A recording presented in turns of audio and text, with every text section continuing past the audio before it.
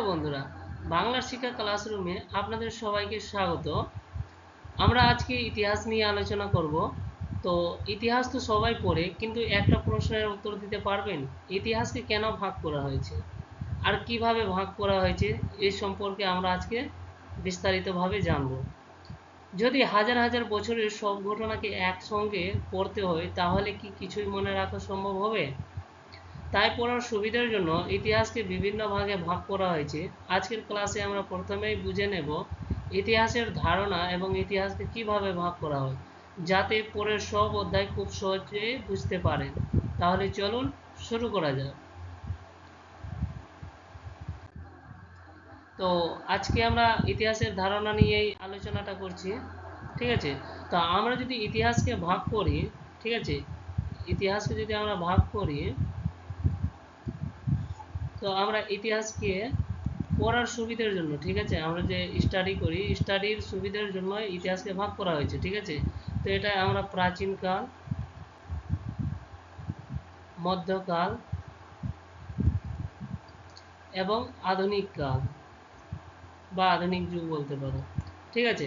তো আমাদের পড়ার সুবিধার হিসেবে কি করেছে, এইভাবে ভাগ করা হয়েছে, ঠিক আছে? তো আমরা যদি দেখি যে প্রাচীন কালকে যদি ধরি, তো প্রাচীন কালকে কত পর্যন্ত আমরা ধরেছিলাম? প্রায় ষষ্ঠ শতাব্দী পর্যন্ত, ঠিক আছে?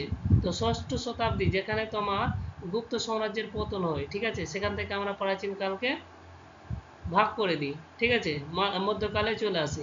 এরকম না যে মানে তোমার ইতিহাস চলছিল, প্রাচীন কাল আসলো তো এবার হয়ে গেল প্রাচীন কাল শেষ করো শেষ করো, এরকম কোনো বিষয় ছিল না। এখানে বিষয়টা হচ্ছে যে আমরা পড়ার জন্য এই জিনিসটা করা হয়েছিল, ঠিক আছে? তো প্রাচীন কাল হয়ে গেলো, মধ্যকাল হয়ে গেলো, আধুনিক কাল।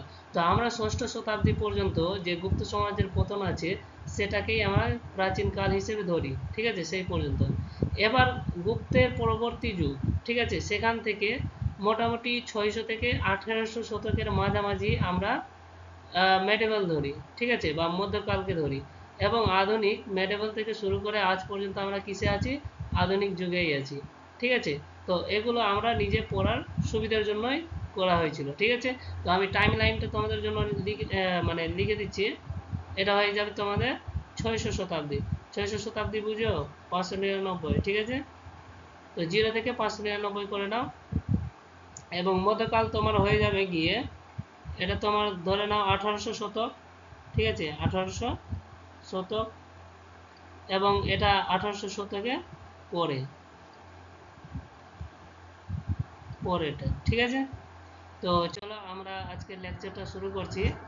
আমরা যেটা দেখছিলাম ইতিহাসের পরিচয়, সেখানে আমরা দেখছি যে আধুনিক ইতিহাস চর্চার বৈচিত্র্য, ঠিক আছে? এখানে রাজা মহারাজাদের যুদ্ধ বিগ্রহের ইতিহাস থেকে সাধারণত মানুষের সামগ্রিক ইতিহাসে রূপান্তর আছে, ঠিক আছে? আর একটা জিনিস আছে, তোমরা ইতিহাস পড়ছো, তো ইতিহাসের ব্যাপারে একটা জিনিস জেনে নাও। এটাকে আমরা কি বলি? ইতিহাস, এবং এটাকে ইংরেজিতে কি বলি? হিস্টোরি, ঠিক আছে? এবার এখানে দেখো, যদি হিস্ট্রিকে আমরা ভাঙি তো কি হবে? High plus story. তো আমরা জানি যে স্টোরিটা মানে কি? স্টোরি মানে হচ্ছে গল্প। এবং এখানে হাই কিসের জন্য লাগানো হয়েছে কেউ তোমরা বলতে পারবা? হাই মানে হচ্ছে প্রমাণিত বা প্রমাণ, ঠিক আছে? এই যে কোনো গল্প আছে বা কোনো স্টোরি আছে, এর কি রয়েছে? প্রমাণ রয়েছে, ঠিক আছে? এরকম না যে মানে যেখান সেখানকার গল্প উঠিয়ে সেটাকে ইতিহাসে ভরে দিয়েছে, না, যেগুলো প্রমাণিত গল্প আছে সেগুলোকেই আমরা হিস্ট্রিতে ইনক্লুড করেছি, ঠিক আছে? আর ইতিহাস, ইতিহাস যখনই তোমরা পড়বা, তো এটা কি শব্দ আছে? এটা কোথা থেকে এসেছে বলো? এই শব্দটা কোথা থেকে এসেছে? ইতিহাসটা একেও যখন তোমরা ভাঙবা, তো ইতি যোগ হো যোগ আস, এটা আসবে, ঠিক আছে? তো এটা কোন শব্দ আছে? এটা কোথা থেকে এসেছে শব্দটা? তো এটা আছে তোমার কি সংস্কৃত শব্দ, ঠিক আছে? আর হিস্ট্রিটা যেটা আছে ওটা কি আছে? গ্রিক শব্দ, ঠিক আছে? আশা করি তোমরা বুঝতে পেরেছো। তো এবার আমরা ইতিহাস ও পরিবেশের মধ্যে দেখছি যে খেলার ইতিহাস ও খাদ্যাভ্যাসের ইতিহাস। ইতিহাসের মধ্যে দেখো তোমরা যে খেলার ইতিহাসে দেখতে পারো যে খেলা নিয়ে মানে তোমরা জানো যে খেলার মধ্যে কি কি রয়েছে। তোমাদের প্রিয় খেলাগুলোর নাম বলো। আমরা কি কি জানি? আমরা জানি যেরকম হয়ে গেল, এখন যেটা চলছে বেশিরভাগ ক্রিকেট হয়ে গেল, ঠিক আছে, ফুটবল হয়ে গেল, ঠিক আছে, ফুটবল, টেনিস, ঠিক আছে, টেনিস, হকি, ঠিক আছে, লুডো, এগুলোও তো খেলছে, পাশা হয়ে গেল। তো এগুলো হয়ে গেল খেলার ইতিহাস। তো প্রাচীন যুগেও এগুলো খেলা কিন্তু খেলা যেত, ঠিক আছে। এবার এই খেলার মধ্যে দিয়ে কারা কারা মানে যে মানে নাম করেছে তাদেরকে একটু আমরা দেখে নিচ্ছি। যেরকম মল্লযুদ্ধ বা কুস্তি, এটাকে কি বলে, কুস্তি।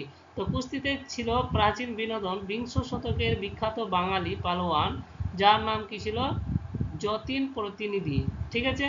এর নাম কি আছে, যতীন প্রতিনিধি গুহ, বা একজন আর ছিলেন ফণীন্দ্র কৃষ্ণ গুহ, ঠিক আছে। এটা ছিলেন তোমার কুস্তিতে, ঠিক আছে। এবার ফুটবলে দেখে নিচ্ছি। ইস্ট ইন্ডিয়া কোম্পানির নাবিকদের মাধ্যমে আগমন হয়েছিল। ফুটবলটা কোত্থেকে এসেছিল, তো east India company. East India কোম্পানির ব্যাপারে পড়েছো তোমরা? ইস্ট ইন্ডিয়া কোম্পানি এটাই কোম্পানি ছিল যেটা কি করেছিল, যেটা একটা ব্রিটিশ কোম্পানি ছিল, যেটা কি হয়েছিল, ভারতে এসছিল এবং ভারতকে কি করে নিয়েছিল, তো ভারত দেশকে গোলাম বানিয়ে দিয়েছিল, ঠিক আছে। তো এই যে ইস্ট ইন্ডিয়া কোম্পানি আছে, এরা যে নাবিকরা আছে, ঠিক আছে, নাবিকদের মাধ্যমে এই জিনিসটা মানে আগমন হয়েছিল। তো প্রথম যে ফুটবলে মানে নাম করেছিলেন তিনি হচ্ছেন নগেন্দ্র প্রসাদ সর্বাধিকারী, ঠিক আছে। ইনি ভারতীয় ফুটবলের জনকও আছেন, ঠিক আছে। তারপরে দেখে নিচ্ছি ঐতিহাসিক সাফল্য নিয়ে কিছু কথা। 1911 সালে খালি পায়ে খেলে ইংরেজদেরকেই হারিয়েছিল, ঠিক আছে। এটা ছিল তোমার গিয়ে ইস্ট ইন্ডিয়া কোম্পানির একটা ছিল ইয়র্কশায়ার ক্লাব, ঠিক আছে। এটা ক্লাব ছিল তাদের, সেখানে 2-1 গোলে হারিয়ে আইফা শিল্ড জয় করেছিল, ঠিক আছে। তো খেলাটা শুরু থেকে হয়েছিল, খেলাটা শুরু হয়েছিল কোত্থেকে, ইস্ট ইন্ডিয়া কোম্পানি এই খেলাটার মানে শুরু করেছিল, ঠিক আছে। এবং সেই খেলাগুলোকে দেখে দেখে এখানে এমন হ্যাবিচুয়াল হয়ে গেছিল যে তাদেরকে কি করে দিল, পরাজিত করে দিয়েছিল, ঠিক আছে। এবার ক্রিকেট ও হকি। 1972-এ ক্যালকাটা ক্রিকেট ক্লাব প্রতিষ্ঠিত হয়েছিল, ঠিক আছে। যেখানে কি আছে, সর্দার রঞ্জন রায় ও ধ্যানচাঁদের গুরুত্বপূর্ণ অবদান রয়েছে। এই যে ধ্যানচাঁদ আছে, ধ্যানচাঁদ বলছি আমি, ধ্যানচাঁদ, ঠিক আছে, আমরা একে কি বলি, ধ্যানচাঁদ, ঠিক আছে। অ্যাকচুয়ালি আমরা হিন্দিতে পড়েছি তো ধ্যানচাঁদ, ঠিক আছে, ওই জন্য বাংলাতে অত ভালো স্পষ্ট বলতে পারছি না, ঠিক আছে। তো মনে রাখবা ধ্যানচাঁদ। তো এর গুরুত্বপূর্ণ অবদান রয়েছে। এই যে ধ্যানচাঁদ আছে, এনাকে হকির জাদুকরও বলা হয়, ঠিক আছে। একটু যখন খেলা হয়েছিল ব্রিটিশদের সাথে, ঠিক আছে, ইংরেজদের সাথে তো না, মানে যে ইউরোপিয়ান দেশগুলো আছে তাদের সাথে যখন খেলা হয়েছিল, তো সেখানে কি হয়েছিল, ধ্যানচাঁদের যে তোমার যে হকি ছিল, সেই হকিটাকে মানে ভেঙে চেক করা হয়েছিল যে এর হকির মধ্যে কি আছে। কারণ যখন এরকমের হকি থাকে, তোমরা দেখেছো অবশ্যই, ঠিক আছে, এরকমের হকি থাকে, এখানে বল ধরে নিয়ে যেতে হচ্ছে। তো এই হকিটাকে চেক করেছিল, কারণ কি ছিল, যে হকি আর বল এমনভাবে যুক্ত হয়ে যেত, লাগে যে আঠার মধ্যে সেটে গেছে, ঠিক আছে, বলতে পারো। সেই জন্য এই হকিকে কি করে দিয়েছিল, ভেঙেও দিয়েছিল। অন্য হকিতে খেলেছিল তবুও ওদেরকে পরাজিত করেছিল, ঠিক আছে। তাই জন্য ধ্যানচাঁদকে কি বলা হয়, জাদুঘর, হকির জাদুঘর, ঠিক আছে। এবার আমরা খাদ্যাভ্যাসের ইতিহাসের উপরে চলে আসছি। তো খাদ্যাভ্যাসের মধ্যে এখনো দেখে নাও কি খাচ্ছ, সাউথ ইন্ডিয়ান ফুড কি আছে, সাউথের দিকে কি আছে ফুড আলাদা আছে, নর্থ ইন্ডিয়াতে কি আছে আলাদা আছে, মানে উত্তর ভারতের মানে যে খাবারগুলো আছে সেগুলো কি আছে আলাদা আছে, এবং সাউথ ইন্ডিয়া যে দক্ষিণ ভারতের রয়েছে সেখানকার আলাদা রয়েছে, নর্থ ইস্টের খাবার আলাদা রয়েছে, ঠিক আছে, নর্থ ইস্টের দিকে। তো যদি আমরা ম্যাপের মাধ্যমে দেখতে চাই, তো তোমাদেরকে একটু দেখিয়ে দিচ্ছি লোকেশনগুলো, যে কোন জায়গার কথা আমরা বলছি। ধরে নাও এটা আমাদের ম্যাপ হয়ে গেল ভারতে, চলো ভালো। তো এটা কি হয়ে গেল, এটাকে যদি ভাগ করে দাও তো এটা হয়ে গেল নর্থ ইন্ডিয়া, ঠিক আছে, নর্থ ইন্ডিয়া। এটা হয়ে গেল সাউথ ইন্ডিয়া, ঠিক আছে। এবং এই যে জায়গাটা রয়েছে এটা হয়ে গেল নর্থ ইস্ট, ঠিক আছে। তো এখানকার ফুডগুলো কি আছে, এখানকার ফুডগুলো আলাদা আলাদা। সাউথ ইন্ডিয়াতে যাওয়া তো তুমি ওখানে কি পাবা, ইডলি ধোসা, ঠিক আছে, এই টাইপের সব খাবারগুলো পাবে। এবার নর্থ ইন্ডিয়াতে চলে আসো, তো নর্থ ইন্ডিয়াতে কি পাবা, নর্থ ইন্ডিয়াতে কি ঝালমুড়ি, সিঙ্গারা, চপ, এগুলোই পাবা, ঠিক আছে। তার উপরে তারপরে রয়েছে এখানে মানুষ ডাল ভাত খেতে পছন্দ করে, তারপরে যেরকম মাছ মাংস হয়ে গেল, ঠিক আছে। কিন্তু সাউথ ইন্ডিয়ান ফুড একটু অন্য টাইপের হয়, ঠিক আছে। এবং নর্থ ইস্টে গেলেও সেখানে এখনো মানে একটু আদি টাইপের, যে প্রাচীন যুগের মানুষদের মতো এখনো মানে নর্থ ইস্টে একটু রান্না বান্না হয়, ঠিক আছে। তো খাদ্যাভ্যাসের ইতিহাসে আমরা দেখে নিচ্ছি যে উৎপত্তি নবপ্রস্তর যুগ, ঠিক আছে। যে পাথরের যুগ যেটা পড়েছিলাম, ঠিক আছে, পাথরের যুগকেও আমরা কয়েকটা যুগে কি করেছিলাম, ভাগ করেছিলাম, ঠিক আছে। প্রাচীন প্রস্তর যুগ হয়ে গেল, নবপ্রস্তর যুগ হয়ে গেল। তো এখানে নতুন যেটা প্রস্তর যুগ ছিল, যে ছোট ছোট যে ইগুলো বানাতে শিখে গেছিল, ঠিক আছে, ছুরি টাইপের বা ভালা টাইপের, ঠিক আছে, এগুলো যখন মানে অস্ত্রগুলো বানাতে শিখে গিয়েছিল, সেটাকে আমরা কি ধরি, নবপ্রস্তর যুগ। তো মানুষ প্রথম কৃষি ও খাদ্য উৎপাদন শেখে, সেই সময় কি করে মানুষ প্রথম খাদ্য উৎপাদন করতে শেখে। ভৌগোলিক ভিন্নতা রয়েছে, ঠিক আছে, জায়গার ভিন্নতা, ধরে নাও নর্থ ইন্ডিয়া সাউথ ইন্ডিয়া, এখানেই দেখতে পাচ্ছ যে আলাদা আলাদা ফুড রয়েছে। তো ভৌগোলিক ভিন্নতায় এশিয়ার প্রধান খাদ্য ছিল কি, ভাত, এবং ইউরোপের কি ছিল, রুটি ও মাংস। তাই স্কটল্যান্ডকে বলা হয় কেকের দেশ, ঠিক আছে। পর্তুগিজদের অবদান কি রয়েছে, ভারতে আলু চাষের পরিচালন করে পর্তুগিজরা। পর্তুগিজরা যেরকম আলু চাষ, যেরকম মানে ইউরোপ দেশ থেকে অনেক জিনিসই এসছে এখানে, যেরকম তোমার পেঁপে, ঠিক আছে, আলু হয়ে গেল, ওই তোমার গিয়ে সুগার কেন হয়ে গেল, এগুলো সব ওখান থেকেই এসেছিলো, ঠিক আছে। অনেকটা জিনিস আছে যে তোমরা এখনো জানো না, ঠিক আছে, ওরাই নিয়ে এসেছিলো এগুলো। তারপরে রসগোল্লা, বাগবাজারের নবীনচন্দ্র দাস স্পঞ্জ রসগোল্লা আবিষ্কার করেন, ঠিক আছে, স্পঞ্জের মতো যে রসগোল্লাগুলো হয়, ঠিক আছে। এবার দেখে নিচ্ছি আমরা শিল্প চর্চার ইতিহাস। শিল্প চর্চার মধ্যে আমরা কি দেখব, সঙ্গীত দেখব, নৃত্য দেখব, নাটক দেখব ও চলচ্চিত্র দেখব। চলচ্চিত্রকে কি বলি আমরা, সিনেমা, ঠিক আছে। নাটককে কি বলি, ড্রামা। নৃত্যকে কি বলি আমরা, ড্যান্স, ঠিক আছে। সঙ্গীতকে কি বলি, বলো, সং, ঠিক আছে। তো সং এর মধ্যে আলাদা আলাদা রয়েছে, ঠিক আছে, যেরকম ক্লাসিক্যাল সং হয়ে গেল, পপ সং হয়ে গেল, ঠিক আছে, হিপ হপ হয়ে গেল। হিপ হপ তো তোমার ডান্সের মধ্যে চলে আসবে। তো ডান্সের মধ্যেও ক্লাসিক্যাল ডান্স রয়েছে, ঠিক আছে। কটা ডান্স আছে ক্লাসিক্যাল ডান্স, ক্লাসিক্যাল ডান্স 8টা আছে, ঠিক আছে। নাম বলতে পারবে, এখানে লেখা হবে, দেখো। তো সঙ্গীত ও নৃত্যতে দেখে নিচ্ছি, তামিলনাড়ুর হয়ে গেল তোমার গিয়ে ভারতনাট্যম। এখান থেকে তোমরা মনে রাখবে, এই সেকশন থেকে কিন্তু কোয়েশ্চেন জিজ্ঞেস করবেই করবে, ঠিক আছে। 110%, 100% কোয়েশ্চেন এখান থেকে আসবে। তো সঙ্গীত ও নৃত্য তামিলনাড়ুর মধ্যে হয়ে গেল ভারতনাট্যম। তোমাদেরকে জিজ্ঞেস করতে পারে যে ভারতনাট্যম কোথাকার নৃত্য, ঠিক আছে, তো তামিলনাড়ু। কেরালাতে হয়ে গেল কথাকলি, কেরালার দুটো হবে, ঠিক আছে, একটা কথাকলি আছে আর একটা কি আছে, কুচিপুড়ি হবে, ঠিক আছে। তারপরে উত্তর ভারতের কত্থক হয়ে গেল, পূর্ব ভারতের ছৌ নৃত্য হয়ে গেল, ঠিক আছে। তো শিল্পী উভয় শঙ্কর বিরজু মহারাজ ছিলেন কেলুচরণ মহাপাত্র, ঠিক আছে, এগুলো শিল্পীর নাম আছে, ঠিক আছে, যেরকম কেলুচরণ মহাপাত্র হয়ে গেল, উদয় শঙ্কর হয়ে গেল, বিরজু মহারাজ হয়ে গেল, ঠিক আছে। এরাই ক্লাসিক্যাল নৃত্যকে কি করেছিল, সঙ্গীত এবং নৃত্যকে এরাই মানে শুরু করেছিল।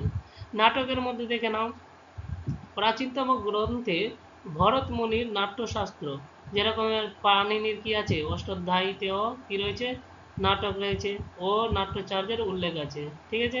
চলচ্চিত্র, সিনেমাটা 1895 সালে প্যারিসের লুমিয়ের ব্রাদার্স চলচ্চিত্রের সূচনা করেন। ভারতে 1857 সালে বায়োস্কোপ শুরু হয়, ঠিক আছে। এবার দাদা সাহেব ফালকে অ্যাওয়ার্ড, এই যে অ্যাওয়ার্ডগুলো দেওয়া হয় না সিনেমার জগতে, তো ওই অ্যাওয়ার্ডকে কি বলে, দাদা সাহেব ফালকে অ্যাওয়ার্ড, ঠিক আছে। এটা লাইফ টাইম অ্যাচিভ অ্যাওয়ার্ড থাকে, যেটা রাজা হরিশ্চন্দ্র নির্মাণ করে, ঠিক আছে। প্রথম ফিল্ম নির্মাতা ইনিই ছিলেন, রাজা হরিশ্চন্দ্র। তাই জন্য যখন অ্যাওয়ার্ড ফাংশনগুলো হয়, তো সেখানে যাকে দাদা সাহেব ফালকে অ্যাওয়ার্ড দিয়ে দেওয়া হয়, তো ধরে নাও যে ওকে ভারতের মধ্যে যে ভারত রত্ন পেয়ে গেছে, ও সিনেমার জগতের এটা কি হয়ে গেছে, ভারত রত্ন, ঠিক আছে। তো দাদা সাহেব ফালকে অ্যাওয়ার্ড সিনেমা জগতের বলতে পারো যে ভারত রত্ন আছে, ঠিক আছে। তারপরে আমরা দেখে নিচ্ছি পোশাক পরিচ্ছদ, যানবাহন ও দৃশ্যশিল্প। আগে দেখে নিচ্ছি পোশাক পরিচ্ছদ। এখানে দেখো ফ্যাশনের নামে কত রকমের কাপড়গুলো পরা হচ্ছে, ঠিক আছে। তো পোশাকের বিবর্তন দেখে নিচ্ছি, প্রাচীনকালে পশুর চামড়া থেকে কার্পাস ও পশমের পোশাক করত। প্রাচীন যুগের মানুষরা কি করতো, এক তো ওরা শিকার করতো, ঠিক আছে, শিকার করতো, শিকার করার পরে কি করতো, শিকার করার পর তার মাংস ওরা খেত, এবং সেখান থেকে চামড়া কি জন্য ইউজ করতো, পরার জন্য ওরা, ঠিক আছে। তো চামড়াটা ওরা পরার জন্য ইউজ করতো, এবং তারপর ওরা যখন কৃষি কাজ শুরু করলো তখন কার্পাস ও পশমের পোশাকগুলো পরতে শুরু করলো, ঠিক আছে। জোড়াসাঁকো ঠাকুর বাড়ির নারীদের পোশাকের আধুনিক রীতি উদ্ভাবন হয়েছিল, ঠিক আছে। জোড়াসাঁকো ঠাকুর বাড়িতে প্রথম নারীদের এগুলো পোশাকের আধুনিক রীতি উদ্বোধন করেছিল। যানবাহনের বিপ্লব দেখে নিচ্ছি, চাকা আবিষ্কার, ঠিক আছে। যখন চাকা আবিষ্কার হয়ে গেল, ঠিক আছে, সেই সময় কি হয়েছিল, 1811-তে টেলফোর্ড ও ম্যাকআডামের পাকা রাস্তা তৈরি হয়। 1814-তে জর্জ স্টিভেনসনের স্টিম চলে আসলো। 1853-তে তোমরা জানোই যে ট্রেন চলে এসেছিল, ঠিক আছে। 1853-তে ট্রেন মানে শুরু হয়ে গেছিল। প্রথম ট্রেন কোথায় গিয়েছিল, তো তোমরা বলতে পারো এটা মুম্বাই চলেছিল, মুম্বাই টু থানে, স্টপের নাম বলছি, মুম্বাই টু থানে, এই দুটো স্টপের মধ্যে কি চলেছিল, প্রথম ট্রেন চলেছিল 1853 সালে।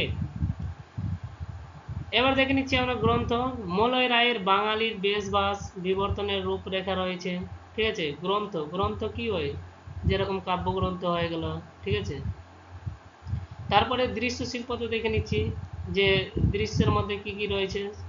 তো প্রাচীন গুহা চিত্র, যেরকম এখনো যাবা ভীমবেটকাতে, মধ্যপ্রদেশের যে ভীমবেটকা রয়েছে সেখানে যাবা, তো এখনো তোমরা এই চিত্রগুলো দেখতে পাবা, যে আদি মানুষরা কিভাবে সেখানে থাকতো, কিভাবে চিত্র অঙ্কন করতো, ঠিক আছে। তারা কেনই বা সেগুলো চিত্র অঙ্কন করতো। তো ভীমবেটকার গুফা আছে মধ্যপ্রদেশে, সেখানে যাবা তোমরা দেখতে পাবা প্রাচীন যুগের গুহা চিত্রগুলো, অনেক দিন আগেরই রয়েছে। তো গুহাচিত্র থেকে অবনীন্দ্রনাথ ঠাকুর ও বিনোদ বিহারী মুখোপাধ্যায়ের আধুনিক চিত্রশিল্প, তারানাথের বৌদ্ধ ধর্মের ইতিহাস রয়েছে, ঠিক আছে। তো ফটোগ্রাফির মধ্যে দেখে নাও, 1839 সালে ইউরোপের আলোকচিত্রের সূচনা, 1853 সালে লন্ডনের রয়্যাল ফটোগ্রাফিক সোসাইটি গঠিত হয়েছিল, ঠিক আছে। ফটোগ্রাফি, যে এখন যে আমরা সুইট সুইট সেলফি নিচ্ছি মোবাইলে, ঠিক আছে, তো এটা কবে হয়েছিল, 1853 সালে, 1839 থেকেই শুরু হয়ে গেছিল, ঠিক আছে। বাঙালির অবদান কি রয়েছে এখানে, উপেন্দ্র কিশোর রায়চৌধুরীর ফটোগ্রাফি ও প্রিন্টিং প্রযুক্তিতে বিশেষ অবদান রয়েছে, ঠিক আছে। যে উপেন্দ্র কিশোর রায়চৌধুরী ছিলেন, তিনি যে ফটোগ্রাফি আর প্রিন্টিংয়ে, ঠিক আছে, তো এই দুটোতে ওনার অবদান রয়েছে, ঠিক আছে, বিশেষ অবদান রয়েছে। আর এই সময় যখন আমরা কথা বলছি সেই সময় কি আছে, আমাদের ভারতটা কিন্তু ইংরেজদের গোলাম হয়ে আছে, ঠিক আছে, আমরা তখন ইংরেজদের গোলাম আছি।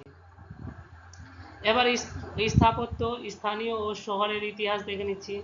স্থাপত্যের মধ্যে ওই যে তোমার গিয়ে যে মন্দির হয়ে গেল, বা আর কিছু কোনো যে মানে তৈরি করেছে, যেরকম মসজিদ হয়ে গেল, মন্দির হয়ে গেল, ঠিক আছে, তো সেগুলো স্থাপত্যের মধ্যেই আসে। তো স্থাপত্যের নিদর্শন যেরকম সুমেরুর কি আছে, জিগুরাত, মিশরের পিরামিড হয়ে গেল, গ্রিসের পার্থেনন, রোমের কোলোসিয়াম হয়ে গেল, ভারতেও রয়েছে যেরকম আলেকজান্ডার কানিংহাম যে করেছিল, ও রাখাল দাস বন্দ্যোপাধ্যায়ের অবদান রয়েছে।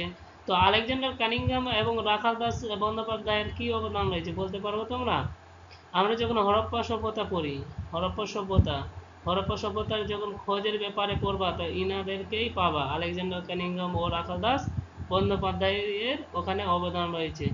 স্থানীয় ইতিহাসে, লোকাল হিস্ট্রিতে দেখে নিচ্ছি, স্থান হয়ে গেল গ্রাম বা অঞ্চলের নিজস্ব ইতিহাস রয়েছে, যেরকম সতীশচন্দ্র মিত্রর যেরকম যশোর খুলনার ইতিহাস আছে, সুধীর কুমার মিত্রর হুগলি জেলার ইতিহাস রয়েছে। তো সবার নিজের নিজের লোকাল ইতিহাসটা রয়েছে, যেরকম আমাদের গ্রামেরও ইতিহাস রয়েছে। তো আমাদের যে গ্রামের নামকরণ হলো, বা আর এত যে লোকগুলো আসলো এখানে কোত্থেকে আসলো, এগুলোরও তো একটা ইতিহাস রয়েছে। শহরের ইতিহাসের মধ্যে হয়ে গেলো হরপ্পা হয়ে গেলো মহেঞ্জোদারো থেকে আধুনিক কলকাতা পর্যন্ত শহরের ইতিহাস রয়েছে। দিলীপ কুমার চক্রবর্তীর the archaeology of ancient Indian cities, ইনি মানে যে এই শুরু করেছিলেন, ঠিক আছে, যে আর্কোলজি আছে অ্যানসিয়েন্ট ইন্ডিয়ান সিটিসে, ঠিক আছে, কে ছিলেন, দিলীপ কুমার চক্রবর্তী। এবার দেখে নিচ্ছি আমরা সামরিক, পরিবেশ ও নারীর ইতিহাস। সামরিকে কি রয়েছে, যে পদাতিক হয়ে গেল, অশ্বরোহী হয়ে গেল, হস্তি বাহিনী ও কামানের ইতিহাস, ঠিক আছে। সামরিকের মধ্যে হয়ে গেল তোমার যে যে ওরা কি রকমের মানে যে সেই সময়কার সময়ে তার কিভাবে মানে নিজের জীবন বসর করছিল, মানে তাদের সামরিক কী ছিল, ঠিক আছে। তো পদাতিক হয়ে গেল অশ্বারোহী। অশ্বারোহী মানে কি, ঘোড়ার সাথে হস্তি বাহিনী, ঠিক আছে। যে সেনাবাহিনীগুলো ছিল সে তাদের কাছে কি ছিল, তাদের তরোয়াল থাকতো, ঠিক আছে। তো হস্ত বাহিনী সেনা থাকতো ও কামানের ইতিহাস রয়েছে। কৌটিল্যের অর্থশাস্ত্র যখন পড়বা, একেই কৌটিল্যকেই আমরা কি বলি, চাণক্য বলি, ঠিক আছে। আর এর আরেকটা নাম কি রয়েছে, চাণক্য, ঠিক আছে। এনাকে যখন চন্দ্রগুপ্ত চন্দ্রগুপ্ত মৌর্য চন্দ্রগুপ্ত মৌর্য যখন তোমরা ইতিহাসটা পড়বা, সেই সময়ে ইনাকে পাবা, কৌটিল্যকে, ঠিক আছে।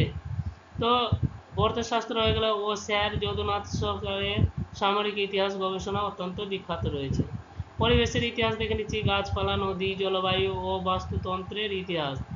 প্রবক্তা কে ছিল, রামচন্দ্র গুহ, ইরফান হাবিব, মহেশ রঙ্গরাজন। গ্রন্থ হয়ে গেল শুভেন্দু দাশগুপ্তের প্রাচীন ভারতের পরিবেশ চিন্তা, ঠিক আছে। এবার আমরা দেখে নিচ্ছি নারীর ইতিহাস। রানীর মধ্যে হয়ে যাচ্ছে রানী বিদ্যা, সুলতানা রাজিয়া, এগুলো সম্পর্কে তোমরা পড়েছো। সুলতানা রাজিয়া বলো কোন, যে কখনকার ইনি, এটা বলো যে প্রাচীন যুগের না মধ্যযুগের না আধুনিক যুগের ইনি রাজা ছিলেন, রাজা তো না, রানী বলো, ঠিক আছে। এর স্বভাবটা কিন্তু একদম ফুললি রাজার মতো ছিল, ঠিক আছে, অ্যাটিটিউড পুরো রাজার মতোই ছিল। রানী লক্ষ্মীবাই হয়ে গেল, ঠিক আছে, যেটাকে আমরা লক্ষ্মীবাইও বলি। মাতঙ্গিনী হাজরা, প্রীতিলতা ও বীণা দাস, এদের গ্রন্থে রয়েছে জেরাল্ডিন ফোর্বসের উমেন ইন মডার্ন ইন্ডিয়া, ঠিক আছে। তো ওখান থেকে আমরা নারীর ইতিহাসগুলো পাচ্ছি। এবার মাধ্যমিক পরীক্ষার জন্য কিছু জরুরি গ্রন্থ ও রচয়িতা রয়েছে, সেগুলোকেও একবার দেখে নাও। যেরকম খেলার ইতিহাস। খেলার ইতিহাস কী আছে, বাঙালির ফুটবল, গ্রন্থের নাম কী আছে, বাঙালির ফুটবল।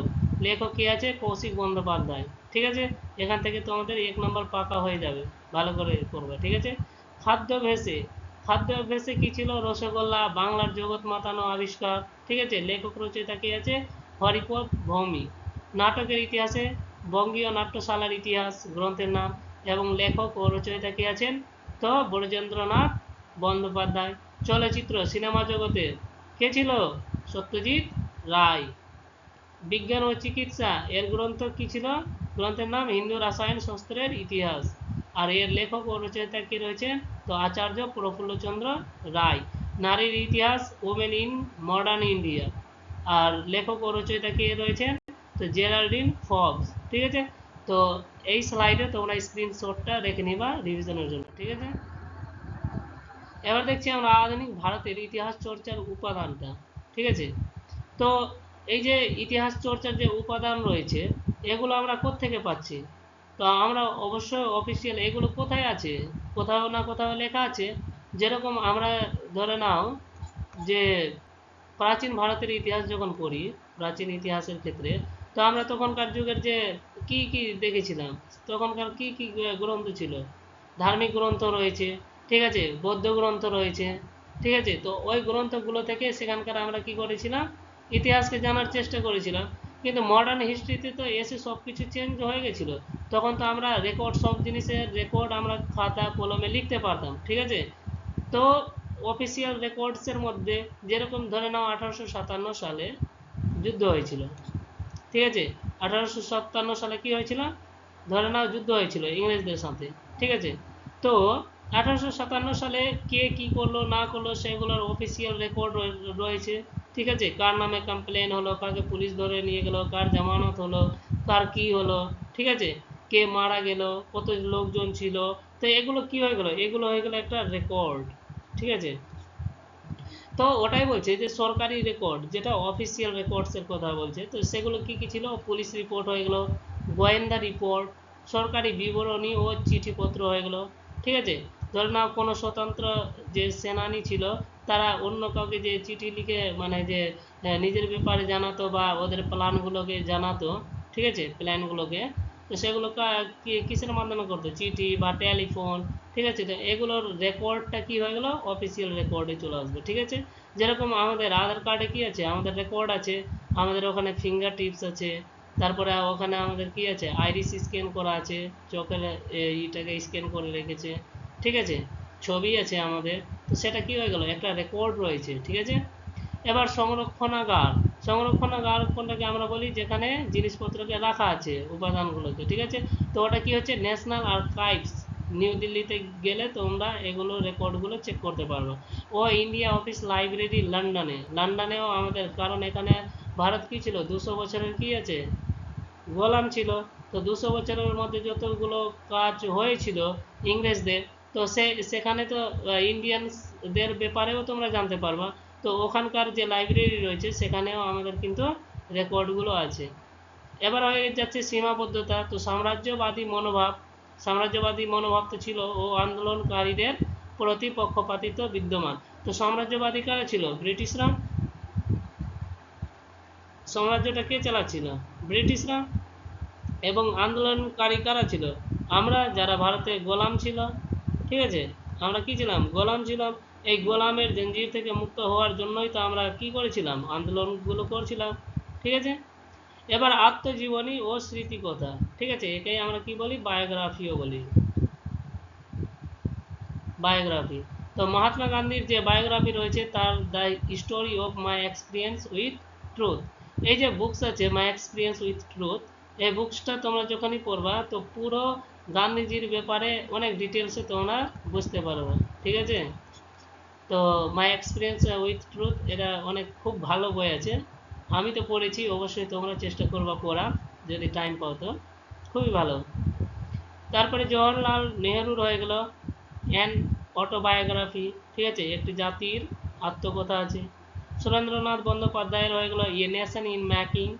সুভাষচন্দ্র বসুর হয়ে গেল দি ইন্ডিয়ান স্ট্রাগল, ঠিক আছে। তারপরে আমরা দেখে নিচ্ছি কিছু প্রধান আত্মজীবনী ও স্মৃতিকথার বিশ্লেষণ রয়েছে, যেরকম বিপিন চন্দ্র পাল, তার কি রয়েছে 70 বছর, ঠিক আছে, এটার একটা আত্মজীবনী আছে, মানে এর উপরে একটা কি আছে, বায়োগ্রাফি আছে। এগুলোকে তোমাদেরকে মানে অত বেশি ঢুকে ঢুকে দেখতে হবে না, বাস দেখে নাও। প্রকাশিত হয় প্রবাসী পত্রিকায়, এটা কোথায় হয়েছিল, প্রবাসী পত্রিকায়। এতে 19 শতকের দ্বিতীয়ার্ধের বাংলা সামাজিক ও সংস্কৃতি চিত্র, নবগোপাল মিত্রের হিন্দু মেলা ও জাতীয়তাবাদী আন্দোলনের সূচনা বর্ণনা করা হয়েছে। রবীন্দ্রনাথ ঠাকুরের রয়েছে জীবন স্মৃতি, যেখানে প্রকাশিত হয় 1318 বঙ্গাব্দে প্রবাসী পত্রিকায়, ঠিক আছে। এটা ভুল আছে, 1318 হতেই পারে না, ঠিক আছে, 1813 হতে পারে। তিনি 1813-তে কি পেয়েছিলেন, নোবেলও পেয়েছিলেন, নোবেল পুরস্কার, ঠিক আছে। তো এটা কারেকশন করে নিবা, 1813 এটা হতে পারে। তো এতে কি ছিল, জোড়াসাঁকো ঠাকুর বাড়ির পরিবেশ, বাল্যকালের রবীন্দ্রনাথ, সঙ্গীত চর্চা ও সমকালীন সামাজিক অবস্থার সুন্দর বিবরণ পাওয়া যায়, ঠিক আছে। তো এগুলো জীবন স্মৃতি হিসেবে কার রয়েছে, রবীন্দ্রনাথ ঠাকুরের। তারপরে সারলা দেবীর ব্যাপারে আমরা ক্লাস 9-এ বাংলা বইয়ে তোমরা পড়েছিলাম, আমি যতটা রিমাইন্ড করতে পারছি, ক্লাস 9 না ক্লাস 8-এ ছিল, আই থিঙ্ক ক্লাস 8-এর মধ্যে তোমরা সারলা দেবী বা চৌধুরানীদের ব্যাপারে তোমরা পড়েছিলা, ক্লাস 8-এ বাংলা সাবজেক্টে ছিল। তো সারলা দেবীর ব্যাপারেও রয়েছে, প্রকাশিত হয়েছিল দেশ পত্রিকায়। এটি নিছক আত্মজীবনী নয়, এতে প্রতাপাদিত্য উৎসব, ঠিক আছে, বৃহস্পতি ব্রত, ব্যায়ামাগার স্থাপন ও স্বদেশী যুগে বিপ্লবীদের গুরুত্বপূর্ণ বিবরণও রয়েছে, ঠিক আছে। তো এগুলো ওদের বায়োগ্রাফি আছে, অতটা তোমাদেরকে পড়তে হবে না। তো চিঠিপত্র ও ডায়েরি, এটা একটা লিখেছিল, কে লিখেছিল, ইন্দিরা গান্ধীকে লিখেছিল, কে, ওর বাবা কে ছিল, জওয়াহরলাল নেহেরু। তো জওহরলাল নেহেরু তার ডটার যে ছিল ইন্দিরা গান্ধী, তাকে লিখেছিল 1928 সালে, letters from a father to his daughter. তো জওহরলাল নেহেরু মসুরি থেকে লিখেছিলেন, 10 বছরের কন্যা ছিলেন তার, ইন্দিরা, ঠিক আছে, তাকে লিখেছিল 30টি চিঠি লিখেছিলেন তাকে। ইনিই আছেন কে, ইনি ওনার বাবা ছিলেন, কে, ইনি ছিলেন জওয়াহরলাল নেহেরু। আমাদের দেশের প্রধান মানে প্রথম প্রাইম মিনিস্টার কে ছিল, প্রধানমন্ত্রী কে ছিল, তোমরা কমেন্ট বক্সে অবশ্যই উত্তর দিবে, ঠিক আছে। তারপরে প্রাইম মিনিস্টার ইন্দিরা গান্ধীও হয়েছিলেন, ঠিক আছে, ইন্দিরা গান্ধী। তো এই যে চিঠির ব্যাপারে, এটাও তোমাদের ক্লাস 8-এ ছিল, ক্লাস 8-এ ইংলিশ বুকসে ছিল এই লেটারটার ব্যাপারে, তোমরা পড়েছো কি না জানি না, কিন্তু এটা ক্লাস 8-এ ছিল আমার যতটা মনে হচ্ছে। বিষয়বস্তু কন্টেন্ট দেখে নিচ্ছি। পৃথিবীর উৎপত্তি, মানে যেটা লিখেছিল তিনি, তো কি সম্বন্ধে লিখেছিল? পৃথিবীর উৎপত্তি, জীবের সূচনা, প্রাকৃতিক পরিবেশ, মানব জাতির বিকাশ কি করে হলো, ভাষা কি করে, ধর্ম ও সভ্যতার ক্রম বিবর্তন। যেরকম ভাষা নিয়ে আমরা বলতে পারি, যেরকম আমাদের যে একটা কথা আছে যে কোষ কোষ पर बदले पानी, ঠিক আছে, কোষ কোষ पर बदले पानी, সাবা কোষ पर বাণী, ঠিক আছে। তো জলের টেস্ট একটু একটু দূরে গেলেই তুমি চেঞ্জ পাবা, আমাদের কোলের আলাদা টেস্ট, ওর কোলের আলাদা টেস্ট, ঠিক আছে। এবার ওই রকমভাবে একটা গ্রাম থেকে অন্য গ্রামে যখন তোমরা যাবা, তো সেখানে দেখবা যে ভাষাটাও চেঞ্জ রয়েছে, ঠিক আছে, ওই জন্যই ওই ডায়ালেক্টটা রয়েছে। তো এর অনুবাদ দেখে নিচ্ছি। বিখ্যাত ঔপন্যাসিক মুন্সি প্রেমচন্দ্র ইনিই লিখেছিলেন, ঠিক আছে, চিঠিগুলি হিন্দিতে অনুবাদ করেন পিতাকে পত্র পুত্রীকে নামে, ঠিক আছে। এটা তো লিখেছিলেন তার ডটারকে লিখেছিলেন, ঠিক আছে, প্রাইম মিনিস্টার জওয়াহরলাল নেহরু, তখনকার এক্স প্রাইম মিনিস্টার বলতে পারো।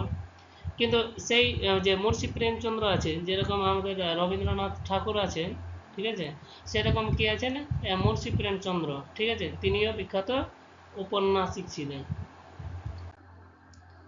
এবার এটা তোমাদের লাস্ট স্লাইড আছে, এখান থেকে একটা দ্রুত রিভিশন তোমরা করতে পারবা মাইন্ড ম্যাপ কি কি পড়লে।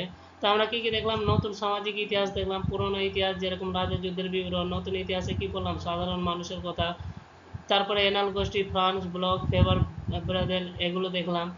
ইতিহাস চর্চার প্রধান উপাদানের মধ্যে আমরা সরকারি রিপোর্ট দেখলাম, স্মৃতিকথাগুলো দেখলাম, চিঠিপত্র দেখলাম। নতুন ইতিহাস চর্চার শাখাগুলোতে আমরা খেলা দেখলাম, পোশাক, যানবাহন, পরিবেশ, রামচন্দ্র, এগুলো দেখলাম, পরিবেশে রামচন্দ্র গুহার ব্যাপারে, ঠিক আছে। নারীর ব্যাপারে কি ছিল? ফোগার্স। তো পরীক্ষায় হট স্পট তথ্যের জন্য ভারতের ফুটবলের জন্য কে? তো নগেন্দ্র প্রসাদ, ঠিক আছে। স্পঞ্জ রসগোল্লা নবীনচন্দ্র দাস। নেহেরুর চিঠি অনুবাদক কে করেছিলেন? তো মুন্সি প্রেমচন্দ্র। আর তোমরা বলো যে হকির জাদুঘর কাকে বলা হয়? হকির জাদুঘর কাকে বলা হয়? তোমরা কমেন্ট বক্সে অবশ্যই কমেন্ট করে জানাবে। আর তোমরা বলো এটা আমাদের ইতিহাসের প্রথম ক্লাস রয়েছে, ঠিক আছে। আর এই ফরম্যাটে আমরা প্রথম ক্লাসটা নিচ্ছি, তো তোমরা বলো যে তোমাদের ক্লাসটা কেমন লেগেছে, ঠিক আছে। অবশ্যই তোমরা কিন্তু ফিডব্যাক দিয়ে আমাদেরকে জানাবে, ঠিক আছে। তো আজকের লেকচার এই পর্যন্তই। Thank you so much. জয় হিন্দ।